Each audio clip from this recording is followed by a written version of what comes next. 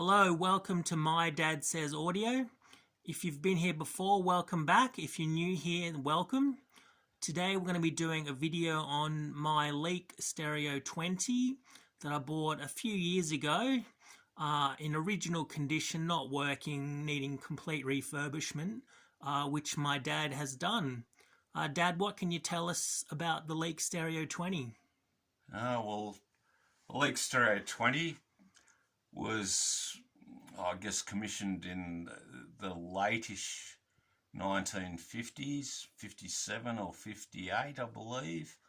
I went on to, 62, 63, maybe even 64. This is one of the grey or charcoal ones, which is a later version.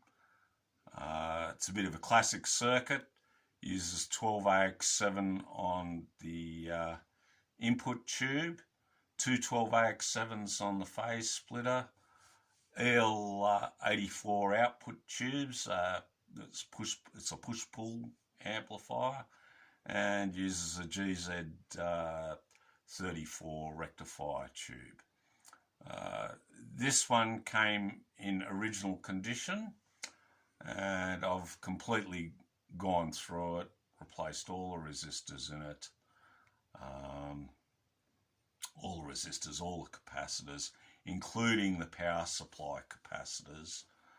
The power supply capacitors that you can see that are fitted are the original ones. I've left them in for cosmetic effect, might we say. It was quite an interesting amp. It's the last series of amps, as part of the last series of amps before Harold Leak started putting out his very first transistor amps, which he ripped the original circuit off from Jack Dinsdale. Dinsdale was, being the very smart character that he was, because when transistors were first invented, no one really knew fully how to implement them to actually produce a transistor amp. And Jack Dinsdale, I believe, was the first to be able to actually do this. And he was invited around by Harold Leak for dinner to come and show Harold Leak his this wonderful transistor amp that he'd invented. And after the demonstration, Harold Leak said, "Oh, can you leave it overnight?" And Jack Dinsdale, the amp that he'd brought was sealed with paint over the screws, so you couldn't see how it was actually constructed. And anyway, it turned out that he talked Jack Dinsdale into leaving it overnight and come and pick it up the next morning. And it was always on the understanding that he didn't open it up. Apparently Jack Dinsdale turned back up, and of course all the screws, the paint seals had been broken, and next thing he knew, there was Harold Leak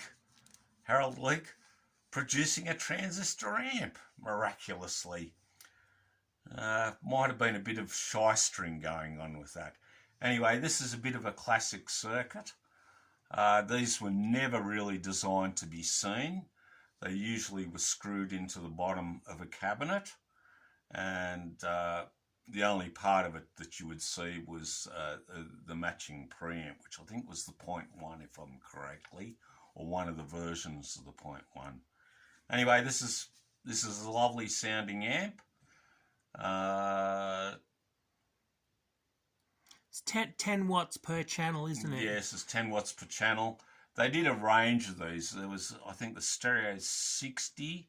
I could be corrected on this. I think it was a Stereo 60, Stereo 50, and maybe a Stereo 30.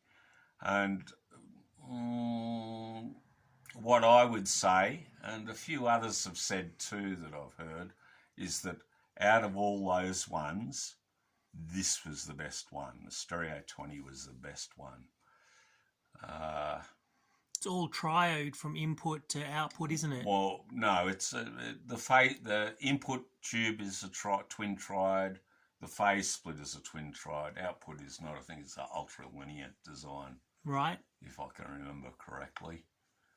But, yeah, very nice little 10 watt per channel amp that, you know, it's got the nice Leak output transformers, and it's quite a nice design. You can see I've made a special power cord for it just behind it. Yeah, it's a shielded mains cable. Yeah, it's a shielded mains cable, which makes a small difference, I think. Mm. You know, each their own. That's what I think. As part of the refurbishment, I've changed the RCA input jacks, and also they were just screws for the speaker output terminals. I've put 4mm banana binding posts on the rear of it as well. Haven't actually done any mods to the actual circuit itself. Some people do mods to the front of it, end of it, because the input sensitivity of these, I think, is actually quite high. I think it's 125 millivolts for input for rated output out of it. So you don't need a lot of input voltage to actually drive it to the rated output, and that's certainly quite high in comparison to more modern designs. I could possibly even say I'm a little bit jealous of my son here that he's got this. It's a classic. Well, maybe I should say, where's mine? Well, it actually was one of the amps that got me into audio. It was back in my dad's, when my dad owned a hi-fi shop. We used to, after closing hours, we'd go out the back and muck around with all bits and pieces, and we put together a system that was I remember it was a Lynn Sondek. I think it was a Name Pre and a Leak Stereo 20 and a pair of Tenoys bookshelves with linoleum ribbon tweeters added to them. And I remember thinking, wow, this actually, I can hear why people get into audio. There was a huge difference between, you know, your standard 3-in-1 and a properly put together system. So yeah, no, and I'm a huge fan of the Leak. I've always wanted one. I ended up getting one. Oh, would you ever let it go? No. In my cold, dead hand.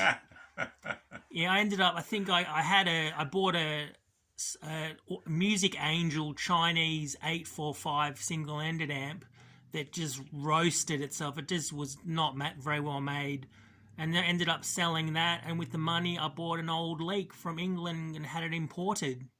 So no, I've hung on to this for years. I'd never let it go. It's my precious. Yeah. They're a bit of a classic design. Yeah, no, the sound's very good. It's not a huge power output, but if you're like me and you're into efficient speakers, you don't really need huge gobs of power to get a decent output. Yeah. You know, and I find efficient speakers generally sound more alive and faster than a lot of lower efficiency speakers that need, you know, lots and lots of power to drive. The interesting thing, we're in Australia. And the interesting thing in Australia is when you're talking vintage gear like this, we here in Australia got a lot of the English gear, for other words, Leak, Quad, Radford, that sort of, and Pi is another one. We got quite a bit of that sort of equipment over here from back in that time period. Not so much of the American gear, you know, things like Scott, for instance. Macintosh? And Macintosh and all that. There was nowhere near the same amount of that. But there was a fair bit of this sort of stuff from that era that we got out here. that's import duty and stuff like tariffs, was it? Well, I think the other part that played into it is the line voltage, because here in Australia it's 240 volt 50 cycles, which I believe is exactly the same as in the UK. So straight away that's an advantage. Whereas a lot of the American gear was, 120, 110, 120 volt. So it sort of naturally favoured us getting a lot of the English gear. Not that one would be complaining if one has one of these. No, it's an all-time classic. Yeah. Oh, well, that's the Leak Stereo 20. If you enjoyed the video, please consider liking and subscribing. That's it for today. We'll see you next time. See you guys. Bye.